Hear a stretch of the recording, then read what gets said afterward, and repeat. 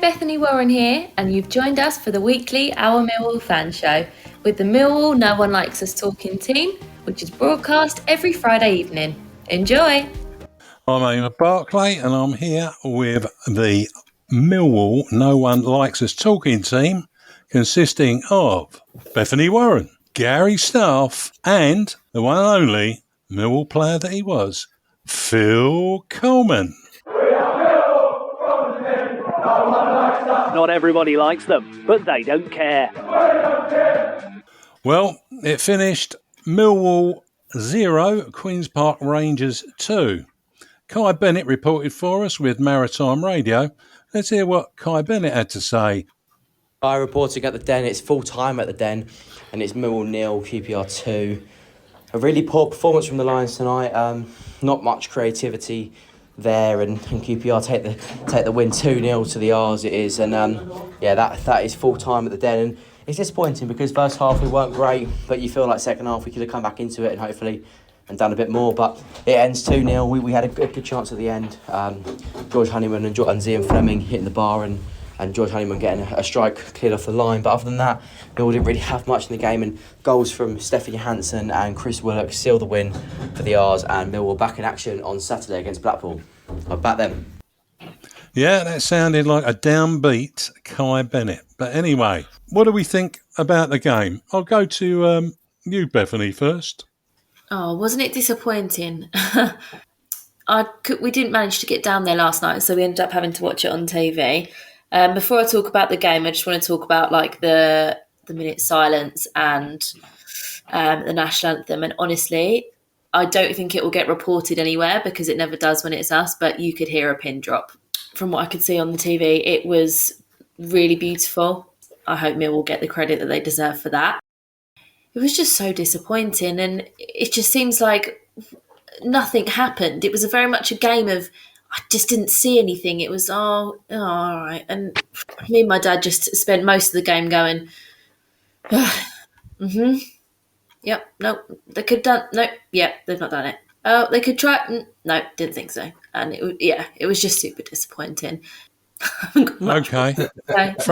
Frustrated of somewhere near Stansted. Yes, okay. We'll take that on board. How about you, Gary? I think you have some views. I do have some views. I saw it slightly differently to Kai and Bethany there. I thought the first half, two good sides cancelled each other out. We started like a train. We had 3 or 4 good chances in the first 10, 15 minutes. Then QPR got back into it a little bit more, and it was a bit of you attack us, we attack you, etc. A bit of a cup tie feel. I thought it was a great atmosphere in the ground. And I thought at half time, you know what, we've cancelled them out a little bit, they've cancelled us out, and we can go on and push on in the second half. Second half, we come out first 5-10 minutes, play some lovely football. I will say as well, I know a few people around me were getting a little bit frustrated, but we tried to pass it out from the back last night. It was nice to see. We were doing it quite well at stages. I think at the end of the game, I think we had 65.8% of the possession. Yeah. So we tried something. Their goal, which was probably against the run of the play when they scored it, straight literally 6 or 7 passes, straight to Willock, good turn, and a good finish. You can't take it away from the lad. Good finish. We then lost all impetus in the game. We didn't. Normally that gives us our bite. We fight back. Yes, we tried, but we just ran out of ideas, I think. And then the second one, I think, I don't know who it was, so I'm not going to name names, just switched off, passed it behind him, and I can't think who scored the second, buried it in the bottom corner. Great finish. And as my dad said to me last night, if we'd have scored that, I'd have been well happy with that goal. So you can't take it away. And the opposition did do what they wanted to do. They scored their 2 goals, took the game away from us, and we went on. But I just found we were running out of ideas, and I don't know if that's coming from the bench or from the players on the pitch, not getting the right instruction. But as Phil will probably say in a minute, sometimes you don't need a manager. If it's in you, you'll want to go and win that game anyway. And I just feel there's something missing at the moment. Maybe Gary Rowett's gone too far in taking the club to as far as he can. Consolidated as a very, very good championship side now. But maybe it's time we do look somewhere else. I don't want Gary to go. I want Gary to get us promoted. But it was a bit stale and needs freshening up a little bit, I think. So you're a Rowett out man. Joe Hansen was the That's the it. scorer for Queen's Park Rangers. And from where I was sitting, they were just not looking. Phil, what did you pick up on it? I'll be honest, I've only seen the highlights. I couldn't get there. I saw what I'm about to say, elements of it in the Cardiff game. It's pretty clear to me that the players are still settling in. There's a lot of new forward-orientated players that have come into the club. And I know from my experience, it takes time to bed in not only the players moving from Germany and Holland, but wherever you come from, it takes time to settle in, home, schooling, but on the pitch as well, patterns of play, how certain players, they want to get forward. I saw in the Cardiff game that one or two of the players are incredibly talented, very composed on the ball.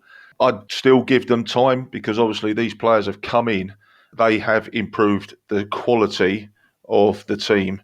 And I think Gary and I were talking earlier, this is a championship side.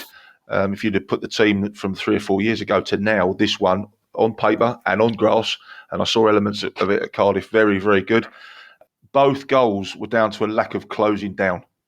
What was our strength for the last couple of seasons, defence, seems to be that we're shipping goals. And as I say, they got mugged on the edge of the area. He's allowed to turn. I mean, I can think of managers that would be absolutely slaughtering me if I left any striker to turn and have a shot. And as for the second goal, you just can't allow him to do that. So perhaps we need to be focusing on tightening up the defence. Interestingly enough, we haven't really changed the 3 centre-backs. We've changed Cresswell, but the other 3 are still the same. But I'll also say that whilst every fan is a manager, we're all managers, we're all coaches, we've all got our opinions on this, we've got our opinions on that. We're going to patterns of play, the formation, style of play. I've never heard anybody say anything about the opposition. This league is tough. Every game is tough. And whilst Millwall gone out and got some better players and recruited really well and sent a real buzz around the place at pre-season and start of the season, so has every other club. They've all gone out and got better players. So we're all standing still. The money's at the top of the league. The Sheffield United have got parachute payments. I've got no doubt at all the clubs with the money will be at the top because they'll be retaining their players. I think we spoke about it when Tony Cascarino was on the show, parachute payments. These clubs, QPR, they're not going to roll over. Blackpool on Saturday are not going to roll over. So we have to tighten up at the back to ensure that we don't concede because that puts you on the back foot. And then I would still give the players that have come in time to settle down, gel. Believe me, Gary Rowett and the coaching team, they will be working on these partnerships and relationships. They'll be working on patterns of play on the training ground, double sessions, Thursday afternoon, Friday afternoon. They'll be coming back and they will be working on this, but it still takes time to gel. The disconnect, which is why you pay hundreds of millions of pounds for strikers and forward players, is in the final third when you're attacking. If it goes out wide, where's the cross coming? Is it being cut back from the byline? Is it being chipped far post? What runs do the strikers make?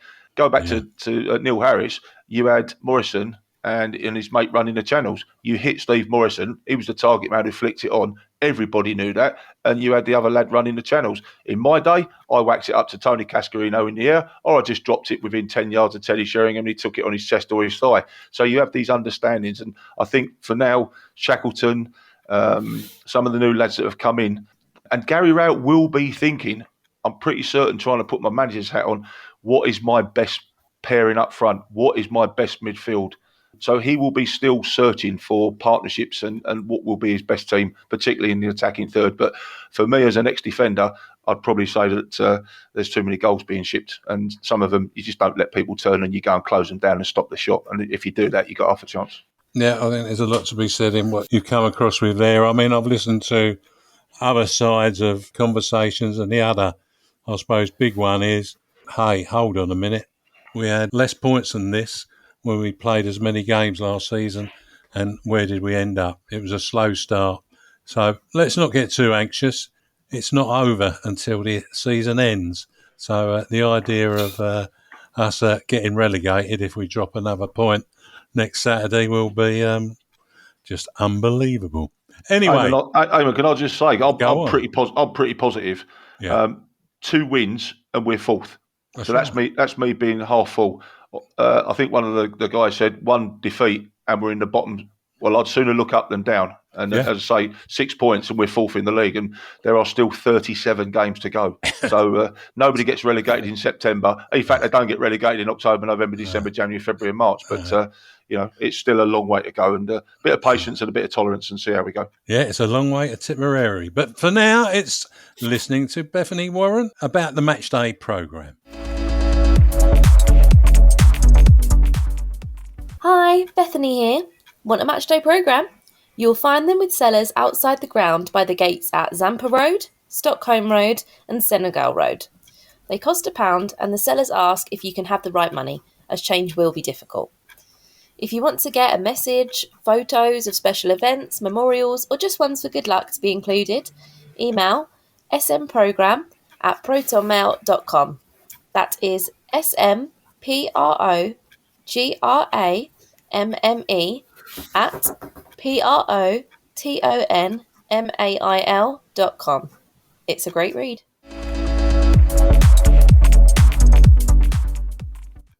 I'm Eamonn Barclay, and with me I have the No One Likes Us talking team of Bethany Warren, Phil Coleman and Gary Staff. Don't forget, have your pound coin ready, because they ain't got a lot of change and they can't carry that about in their pockets. Or buy 5 for a £5. Our first guest tonight was born in St George's in Tooting, and he started his playing career at Crystal Palace, but we won't linger too long on that. But he found his opportunities limited there. He joined the Lions on a free transfer in September 1992. He scored 20 goals in 76 appearances and kept the bench warm for 90 minutes once in 2 seasons, when we nearly regained promotion from Division 1 to the Premier League under Mick McCarthy. He left us in the summer of 94 to join Watford for £450,000. That weren't bad business, was he? He finished his pro career in 2000 at Colchester United. He continued to play in the non-league until 2006. I hear you say it must be Jamie Moralee, and I say, yes it is. Welcome, Jamie Moralee. Welcome, guys. Thanks for having me. Before I let you off to the panel, Jamie, there must Sure. have been, you must have caused some consternation amongst your old schoolmates at Ingram High when you joined Millwall. I was a Wandsworth boy, so I was a Fulham supporter as a kid, and it was either Fulham or Chelsea at the time. The area used to be, back in the day, as you know, more borough or more sort of led in the area that you sort of lived, and then my parents moved to Thornton Heath, and I then signed for Palace, and there was a connection there, really. I mean, I was just breaking into the 23s, as it was, coming through with the likes of Stan Collymore and Gareth Southgate at Palace. And then I had 6 games in the Premier League as a young lad, which was, good, decent. But we had Wright and Bright up front, and it was very difficult for the likes of me and Stan to get in.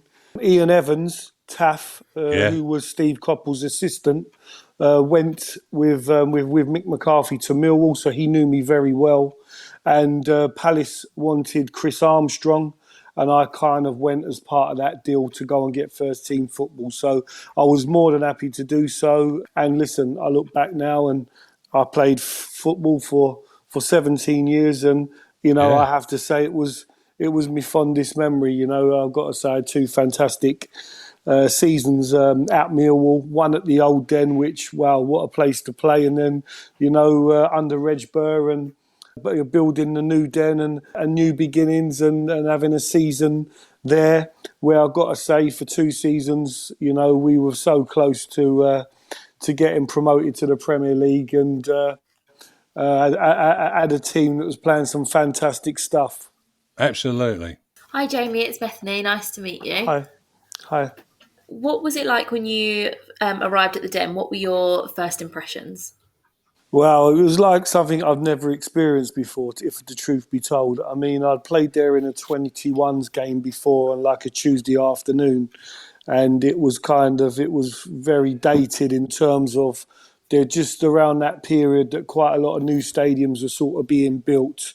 And I remember the dressing rooms and the away dressing room at that time, and the facilities weren't fantastic. They were a bit dated. They didn't really welcome you with open arms, and then obviously going back then as a Millwall player and making me debut at home against Wolves live on the TV. It was a very wet day. It looked like the game would have been off. They were sort of getting the water off it all morning. Anyway, the game went ahead and we won 2-0, and I actually scored on my home debut. But just to come out through that sort of like tunnel grill and then the noise, it was just something that was completely different, or I'd never experienced anything like it in my life. And then you then hear the stories going back of many years from Kitchener and Sheringham and Cascarino and all those type of players that have played there for many years, and the stories they tell, and straight away it hits you. There was a very, very special place. Yeah. Hi, Jamie. Gary here. Hi, How you doing, Gary. mate? Yeah, fine, thank you. Good. There were some characters in the side during your stay. We had Mark Beard on the phone a couple of weeks ago, and he told us a story about Ben Thatcher and him in Tenerife, and how Mick McCarthy thought Mark was leading Ben astray. How do you remember those two, mate?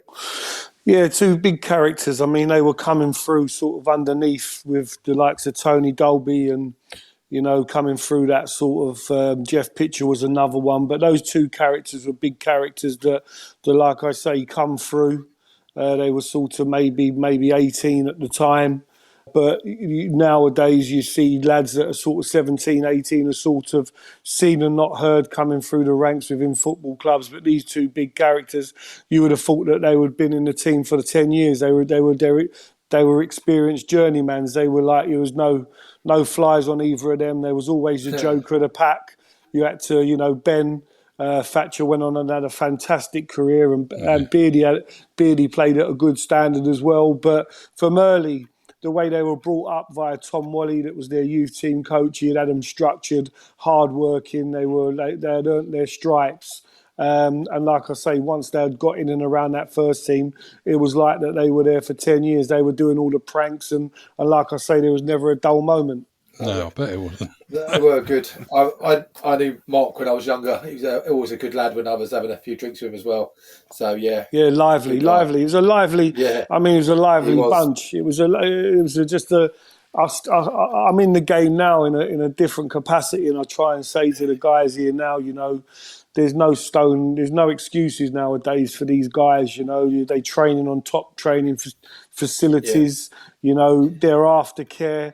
They got canteens where they got the top chefs. I remember running off, you know, the training ground, and it'd be like the quickest you'd move would be to run into the pavilion, saying to the, you know, whoever was behind there, whether it be Betty or someone else, you know, save me that last beef bit, the last minced beef and onion pie, or make sure you save me that, you know, sausage roll. It was like there was none of this. Oh, you're having a bit of salmon with, you know, we're making, or you was getting recovery drinks. You know, you'd work hard, and then Rhino or Gavin Maguire or someone would say, right, you know, lads, get yourself, you know, we've had an hard Tuesday, gaffers give us Wednesday off, and we'd all be up to the Punch and Judy in the, you know, up Covent Garden, you know, and that was the way it was. You'd have a good blow, you know, Thursday morning, and prepare yourself for the weekend, you know. So and that was from the younger ones coming through, right through to, like I say, the Gavin Maguires, Alex Ray, Malcolm Allen,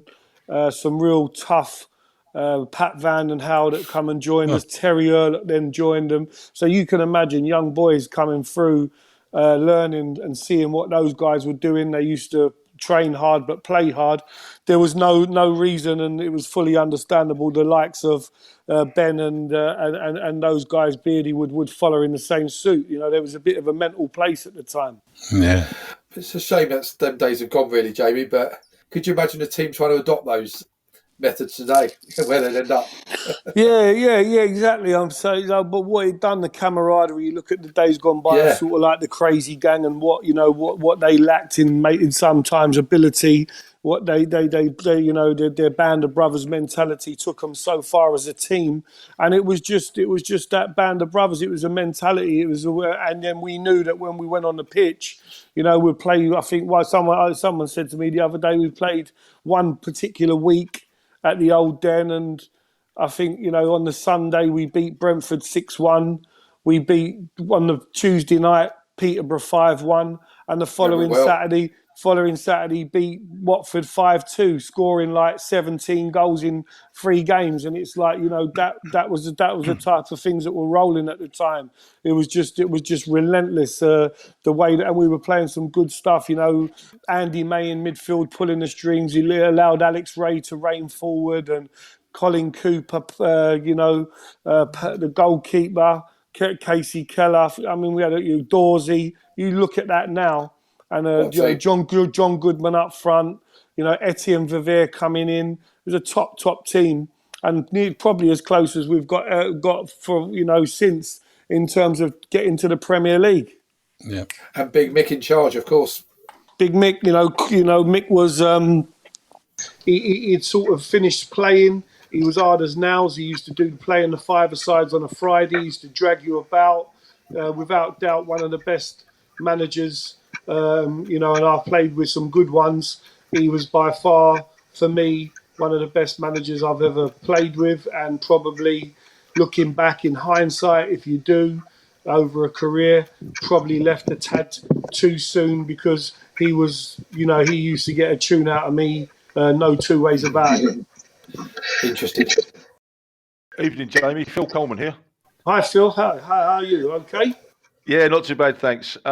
It dawned on me today we've got something in common. We both played for Millwall and we both played for Colchester. And I've got some really good friends living up here in Colchester. Simon Brown, the keeper, and Joe Dunn. Well, he was Joe Dunn. I mean, I played with Joe, and he was very infectious, hard-working, and doing a very good job in coaching nowadays. So I do look out for him and Brownie.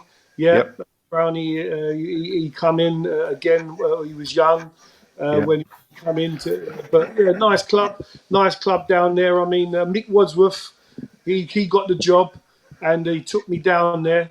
A few players, and then after about 6 weeks, he went with Shearer and took the Newcastle job, and then so it was quite a tough one when it's like a Tuchel situation. You go in there, a manager buys you, and then so I think Steve Whitton or someone else then come and got the job, and listen, you're not everyone's cup of tea.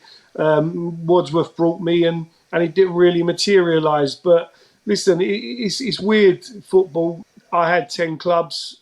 I played with some fantastic players, but the Millwall kind of day-to-day camaraderie, the team that we had, the way that we was winning, the fans, the euphoria is something, like I say, not because I'm on here, it's something that I've said many times, something that I thought was the norm, because it was only my first real club in terms of being around the first team environment. I'd only played 6 times at Palace and was very much someone that was on the peripherals at sort of 19, trying to break through in the Premier League. Millwall was my first club where I could say, yeah, I felt like part of the furniture and the first team player. For 2 years, like you say, I sat on the bench once, and I thought that was the norm. So going to Watford or Colchester, Crewe, Brighton, I thought these environments are going to be the same, but no chance. I never found it again. As much as I tried, and you try and replicate and do things that you've done. That I was proud of scoring, 20 goals in this 1 in 4, but that was in the Championship. So to go and get 15, 16 goals a season now in the Championship, it's not easily done, and you're worth a lot of money, especially as a 20-year-old. In fact, there's not many 20-year-olds that actually even get the opportunity to play in the Championship nowadays. It's more journeymen. So I thought I'd go on and find that and continue to develop. I never found nothing like how I felt at Millwall. So special place. I was late 70s and early 80s at the Den, and I've got to tell you, if you were having pies and sausage rolls, you were in luxury, mate, because I had a cheese roll, and that was, we had to nick it off the rats around the ground to have our lunch. You see, I've got the boys to look after the boys today. I'm in the company, and I represent players now, and I see them moan, and I say, listen, you've got no excuses. You're training in the top facilities. Nowadays they don't even need to check what studs they're going to put in, long or short, or moulds or aluminium, because all the pitches are like carpets up and down the country. They get after drinks to to give them all the nutrients back in their body. I mean, I don't think I ever left the Den, probably as yourself, without having 2 or 3 pints after a game, and that was the norm. Now they're having, milkshakes to replenish the body, and they wear these, stuff that tells them in the red zone when they're training, and then the physio will pull them out and say, he's a bit tired or he's flagging. We can see that in training. I mean, you never had none of that type of equipment. You just got on with it 6-7 days a week, trained hard, played twice a week, and that was it.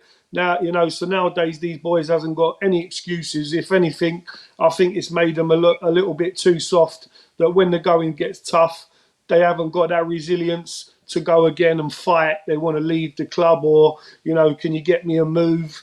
They don't want to roll their sleeves up because they haven't gone through those apprenticeship years or them moments where you have to earn the right to get into a football team and, do your jobs and fill up the skips and do the terraces and clean the players' boots.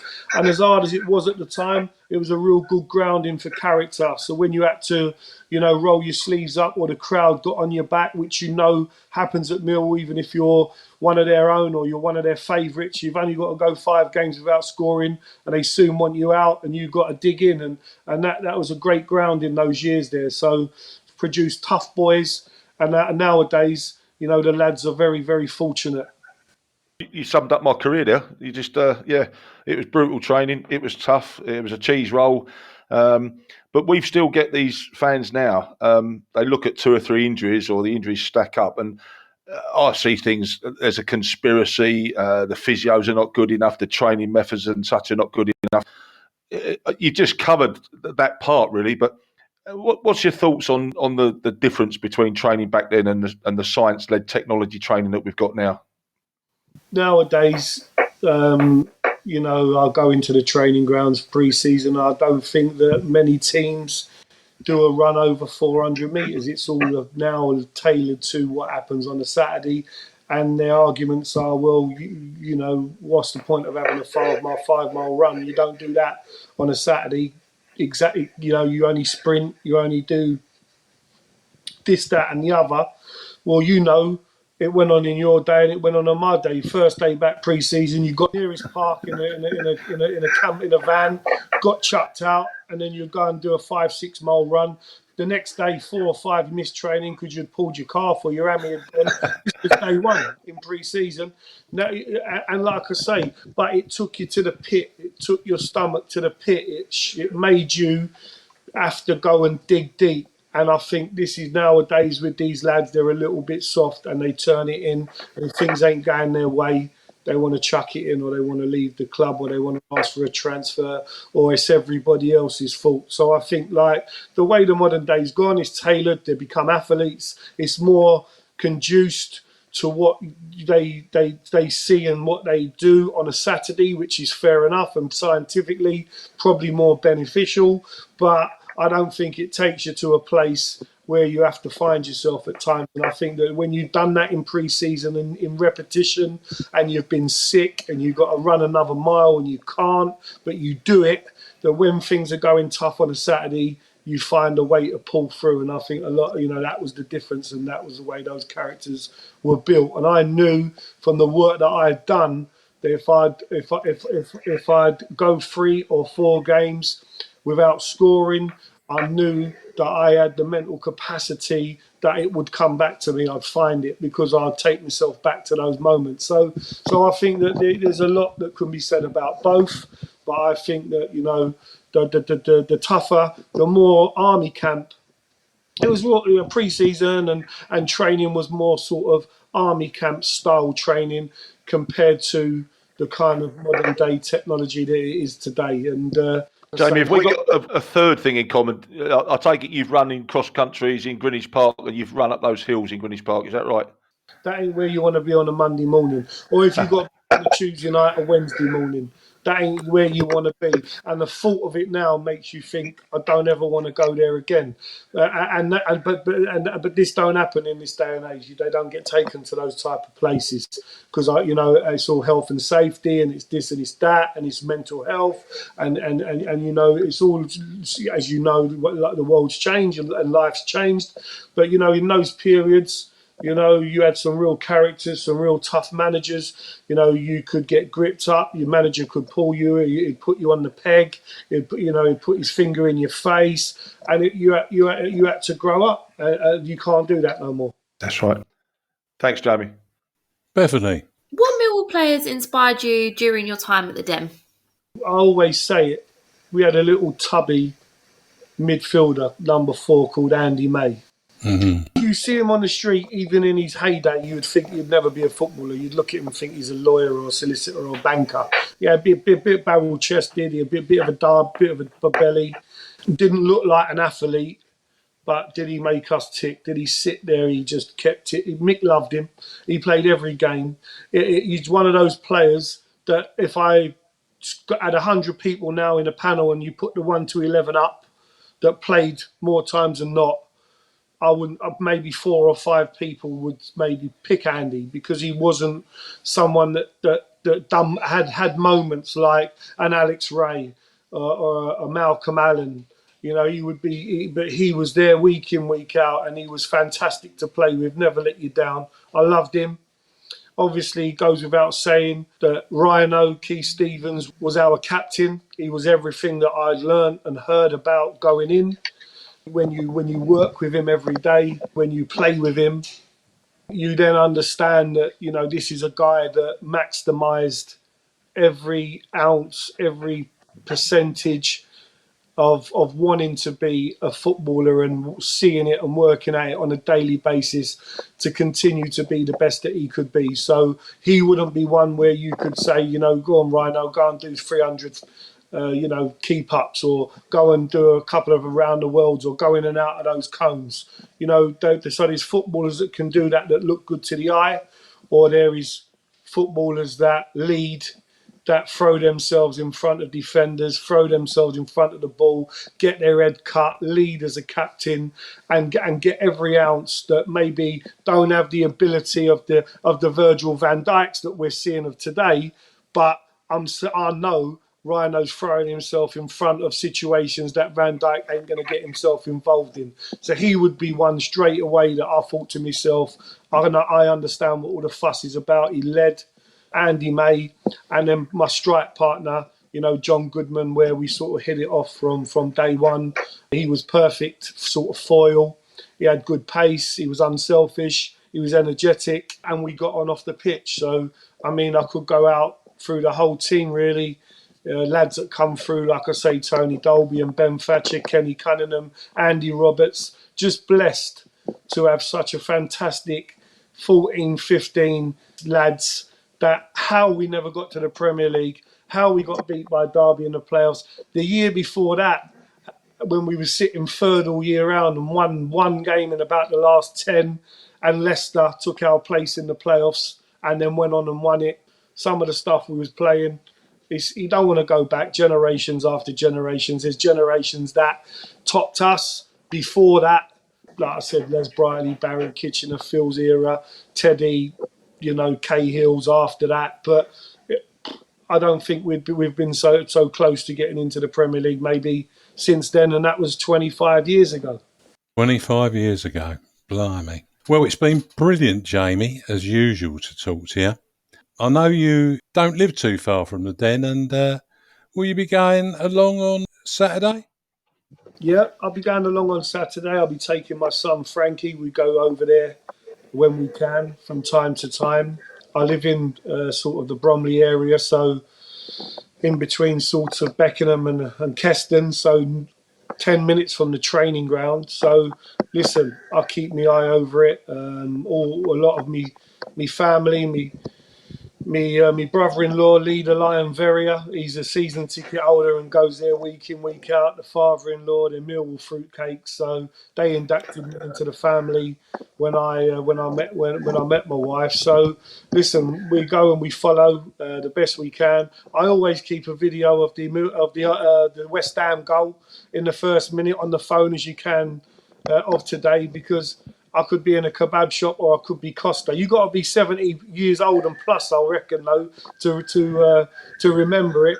But if there is a moment that Millwall supporters do talk to me or stop me or actually talk to me about, and most 9 times out of 10, it's that first minute goal in the derby against West Ham at Upton Park. So, listen, you know, I spend my time and I speak with them because it was a great moment for them, but it was also a moment that I will never forget. Now, Jamie, I'm not 70, but I can remember it. But there you go. What about a prediction for the match? What do you reckon? Well, I was a little bit gutted, got to say, with the way the team played. I thought they never really got off. Never got on the front foot. You see Cardiff went and beat Middlesbrough, and Millwall beat Cardiff convincingly, so the home form's usually strong. So it's a bit of a spanner in the work, but I see the boys bouncing back, and I think they'll win. They'll go 2 goals up. I think Blackpool will nick one in about the last quarter of an hour, but Millwall will hold on and win 2-1 and get back to winning ways. I've got to say, we take that every day of the week. And hopefully I'll catch up with you if I see you down there and make myself known to you.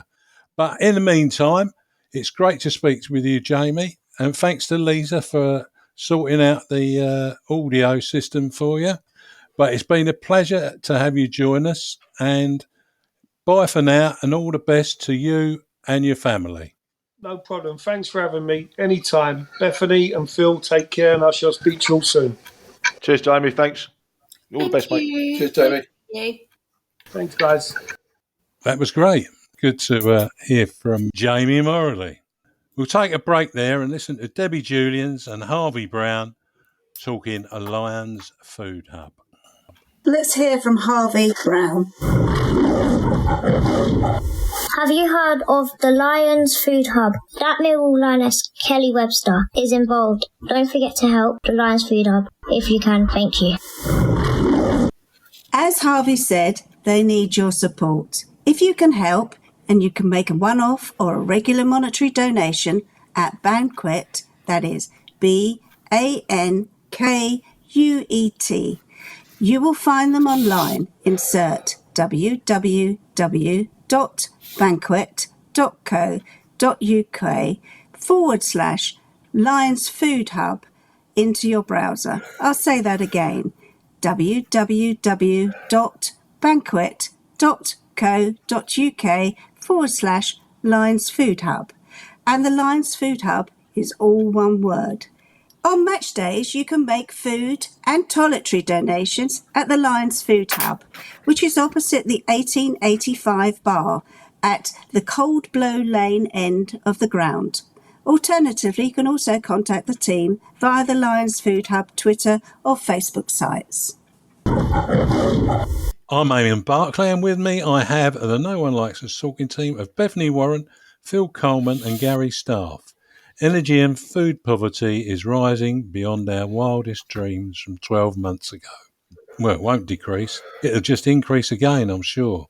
However, your kindness will be much appreciated and lessen the burden on the many families at risk. Let's hear from Ellis Barr, who we love to see in her videos. Keep up the good work, Ellis.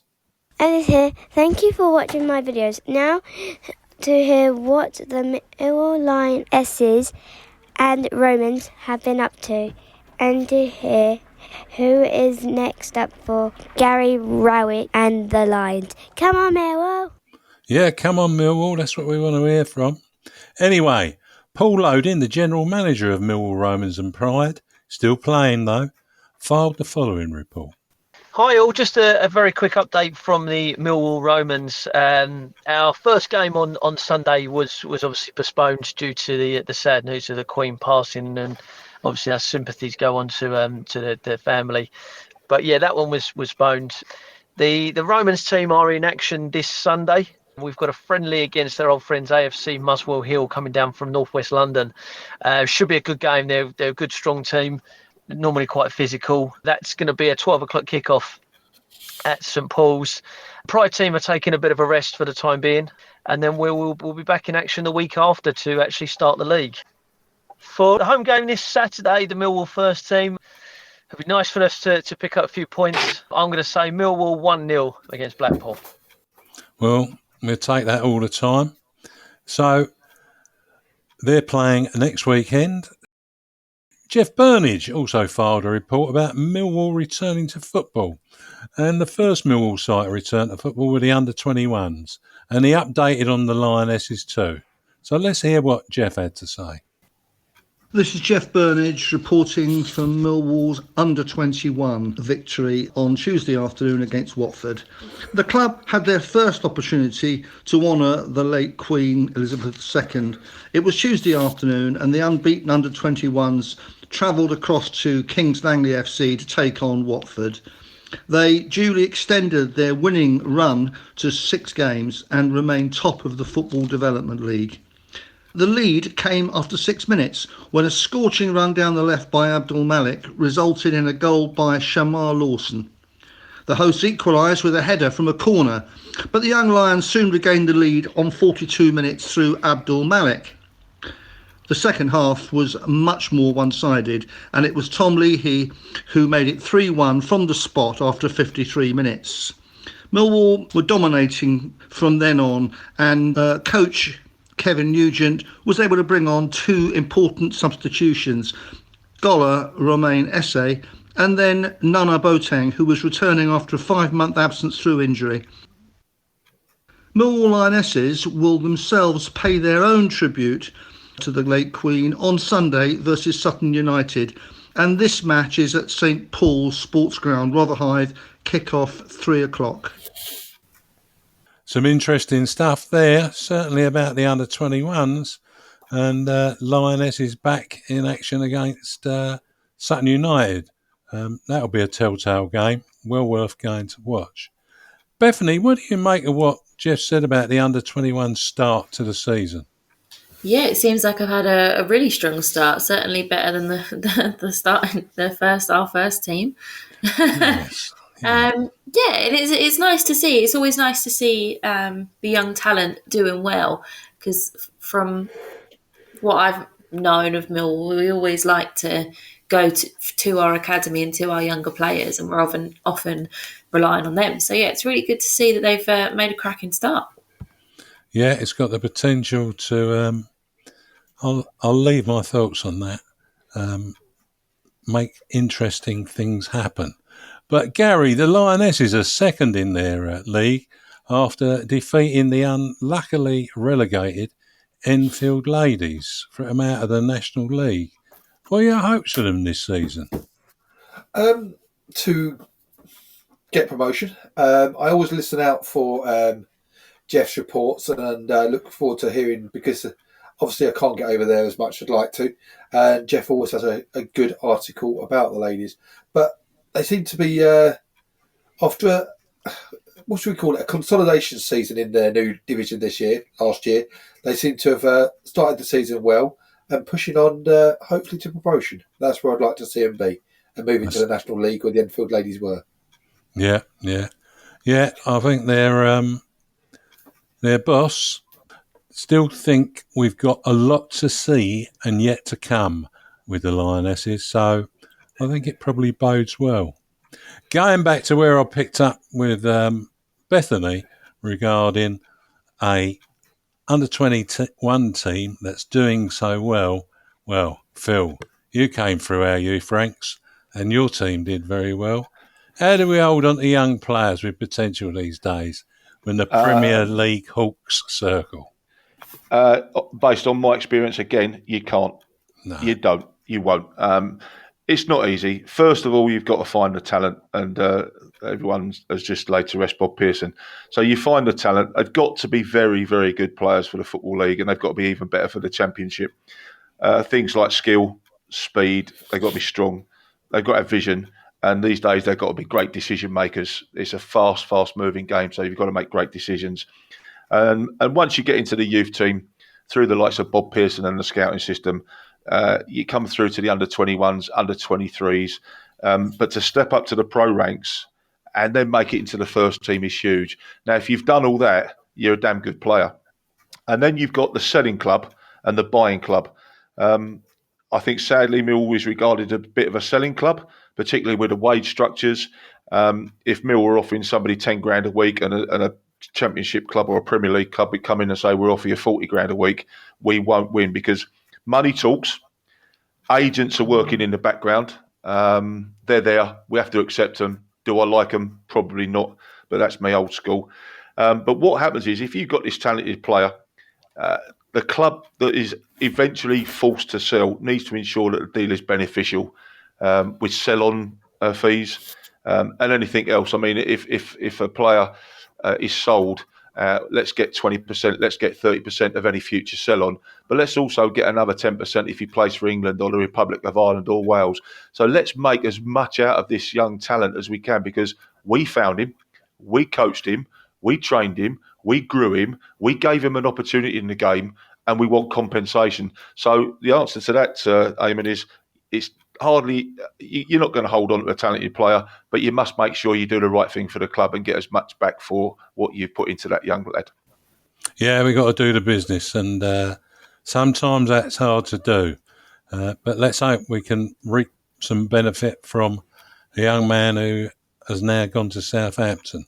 I'm not sure what the arrangements are or were, but if we can bring some money back into the club, it will certainly balance the books and give us a bit more money to play with, perhaps in January.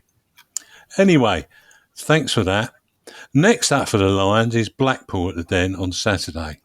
Over the last 10 games against the Tangerines, the Lions have won 4, drawn 1 and lost 5. Well, we're in 19th position after our defeat last night, and Blackpool are basically in 16th, 1 point ahead of us. Manager Michael Appleton said of their trip to the Den, we're going to have to compete and do the basics really well. Fitness-wise, Charlie Patino and Keshi Anderson are back in training, so they could face us. But they remain short of options. Kevin Stewart and Jake Beasley look to remain on the sidelines, and Gary Medine will also miss out. That's a bit of a bonus.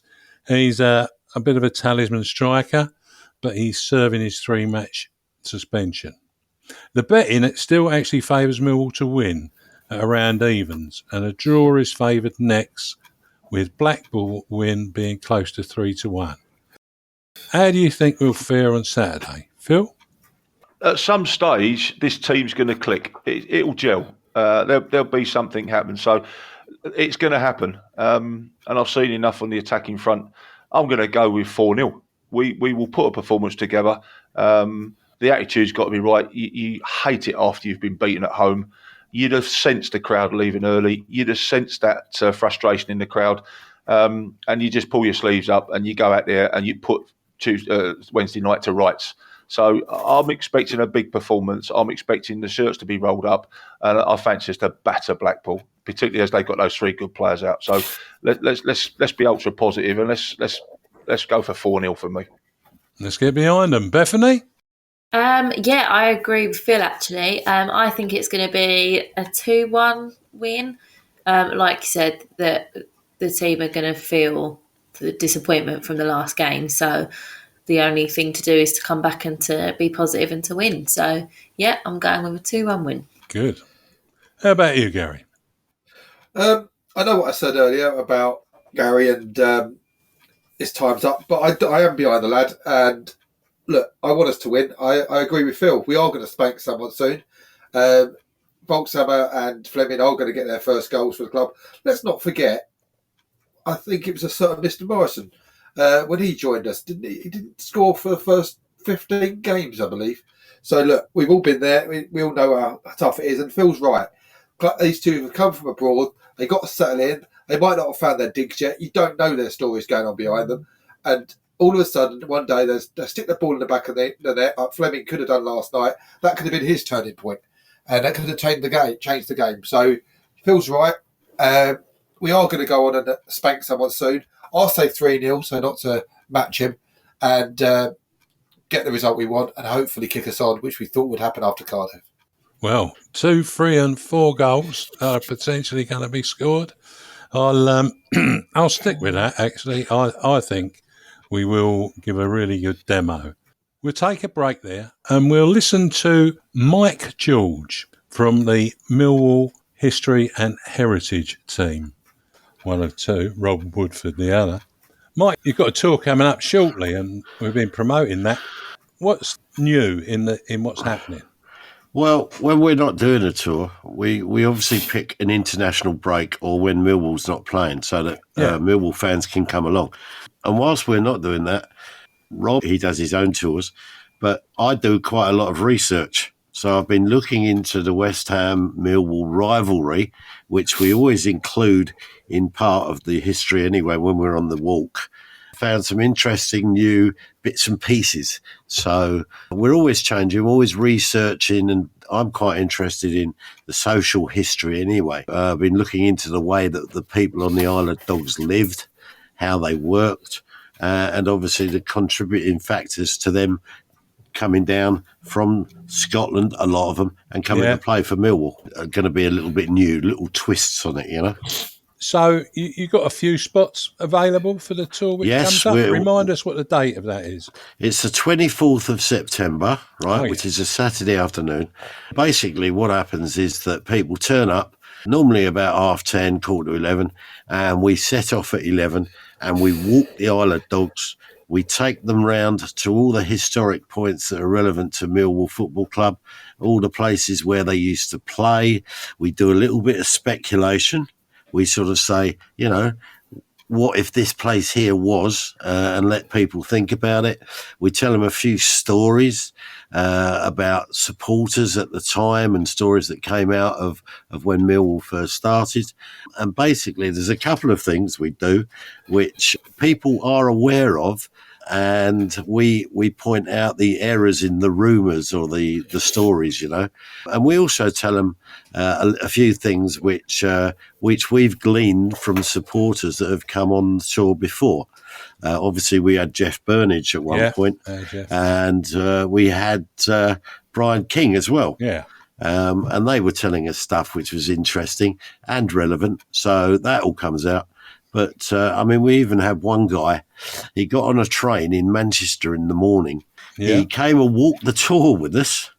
Yeah. And then afterwards I said to him, what, you're going to spend a few hours in London, have a look round, you staying for the weekend? He said, oh, no, I'm getting on a train and going home now. He obviously valued the journey to get the trip.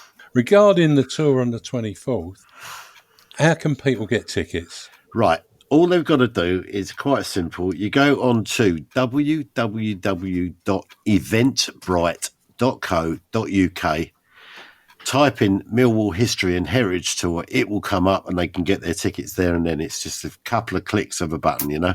That's it. Eventbrite is EVENTBRITE, all one word. That's it. That's it. And if they have real problems, then they can always get hold of Rob or myself on Facebook or social media or whatever. If they get hold of you can get hold of us. They can always get hold of us. Pass them on, and we would make a special arrangement so they can pay on the day if they wish to. But we obviously need to be informed of if they're coming or not. Okay. Super stuff, Mike. I hope it's a great event on the 24th, as they have been in the past. And, well, knock 'em dead, as they say. Cheers, mate. Thank you. Bye. I'm Eamonn Barclay, and with me I have the No One Likes Us talking team of Bethany Warren, Phil Coleman and Gary Staff. Our last guest this evening is a Millwall fan, man and boy, now located in the North East. He gets to more away games than he gets to the Den, and is part of a group called North East Millwall. Let's welcome Keith Smith to the studio. Hi, Keith. Hi, guys. But before I let you off to the panel, I heard you headed off to Newcastle ahead of our postponed game against Sunderland. Did you catch up with many Lions fans? To 2 or 3, who were up there, who booked tickets to come up for the Sunderland match and decided to come up and have a few drinks in Newcastle. What was that? The old Newcastle Brown, I suppose. No. Do you know what? It's not drunk a lot up here nowadays. Is it not? Nah. It's had its day then. Is that what you're saying? Well, I think so. I think modern flavours have changed. Ah, okay. Well. Yeah. Phil. Hi, Keith. How are you? Not bad, Phil. Nice talking to you. And you. It's a good one, a good summary for you. What do you make of our performances since the start of the season, if you've seen many of the games at all? Up and down. 1 minute we look really good, and then we just look terrible and unorganised. I mean, unbelievable. I watched it on Red Button, and it was dire. We lacked any imagination going forward. So a bit of consistency, you think? I think so.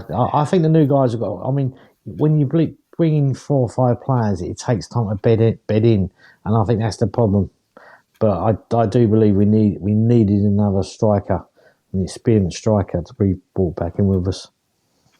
I said that earlier on in the show. We were talking about new players. There's about half a dozen of them, and they need time to gel and bed in. So I think, you're backing up what I said there, Keith. Great to talk to you. Yeah. Great to talk to you again, Keith. What are your thoughts on the players we've brought in? Obviously, Volkshammer, Fleming, Honeyman, etc., and Styles as well. I like the look of Styles. He's definitely could be a good player if we, sort of signed him permanently. Honeyman, he started off brightly, but I just feel that we've got too many. How can I say, players who have not bedded in yet, and not enough experience around them in the midfield. Yeah, I think if Leonard was in there, but they need someone a bit more experienced in midfield to give them a hand. Agreed. I don't feel sorry for Leonard. That guy just can't catch a break, can he? No, he can't. Not at all. And the same with Bennett. He's a miss. Injuries sort of haunt him. Poor lad. Very difficult with Leonard and the likes and what's going on. Hi Keith, it's Bethany here. Our new question for fans is, can you tell us your most memorable Millwall game since you've followed us, and tell us why? There's been a few, but I listened to the previous podcast, and the Brighton game on the Good Friday with Trevor Lee, a packed den, that made up for a heartache of 72. And it's just one of those games. It was just unbelievable. I mean, I know Jeff said that, there's 24,000.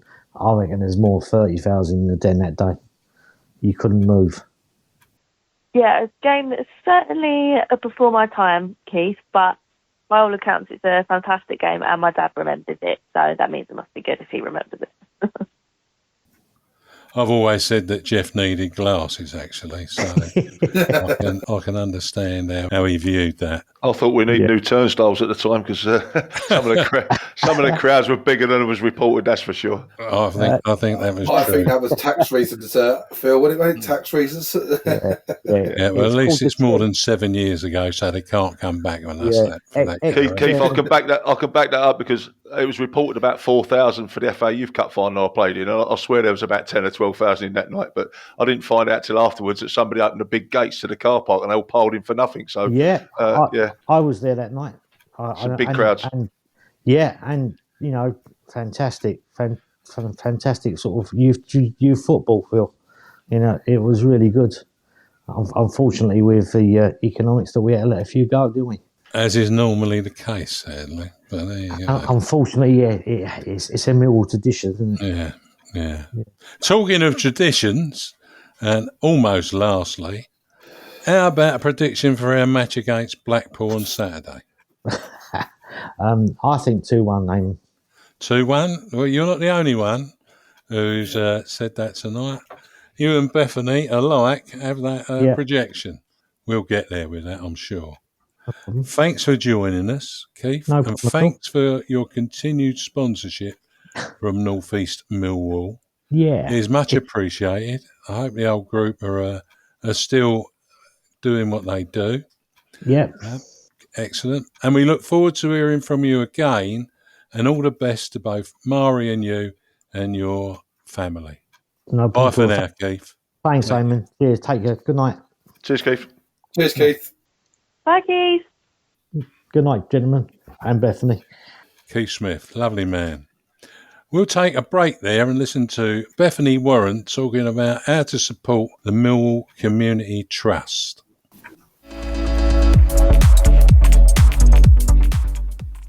The work of the Millwall Community Trust makes a big difference for people in Lewisham, Southwark and North Kent. Times are getting tougher, and to help them make a difference, you can help too, by making a donation.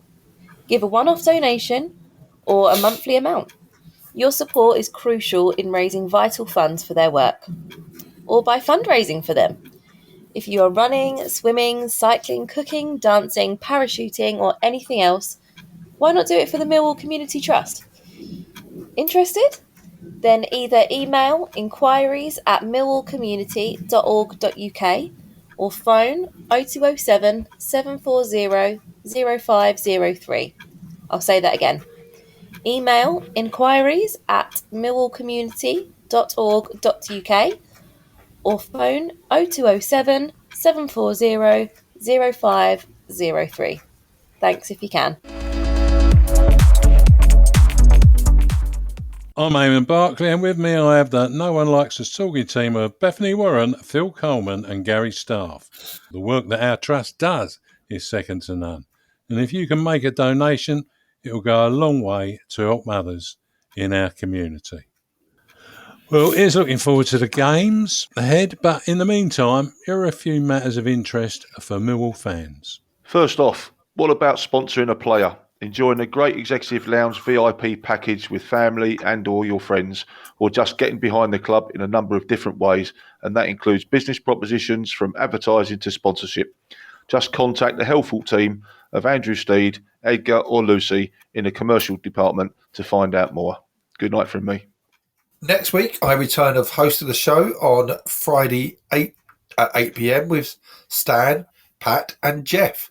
There will be a review of our game and a couple of guests too. Don't miss it. Also, the next Millwall History and Heritage Tour takes place on September the 24th, starting at 11 a.m. You can also contact Mike George by email on wkmike@sky.com. That's wkmike@sky.com. And that's good night from me. Do you know someone, or do you think you have what it takes to join the Millwall Community Trust Post-16 programme and play against other pro clubs? Get in touch with @Millwall_MCT_Academy on Instagram about training and trials. I'll say that again. That's @Millwall_MCT_Academy on Instagram about training and trials. Good night. Don't forget, you'll be able to listen to the No One Likes Us talking team bring reports from our games both home and away for both the Lions and Lionesses, and also updates on Millwall community matters too on Maritime Radio, broadcasting on 96.5 FM. Additionally, links to us are on Instagram, Facebook and Twitter social media sites and all popular podcast sites. That's it from me. Thanks, Bethany, Gary and Phil. Finally, let's not forget to keep it safe on the streets out there. Good night.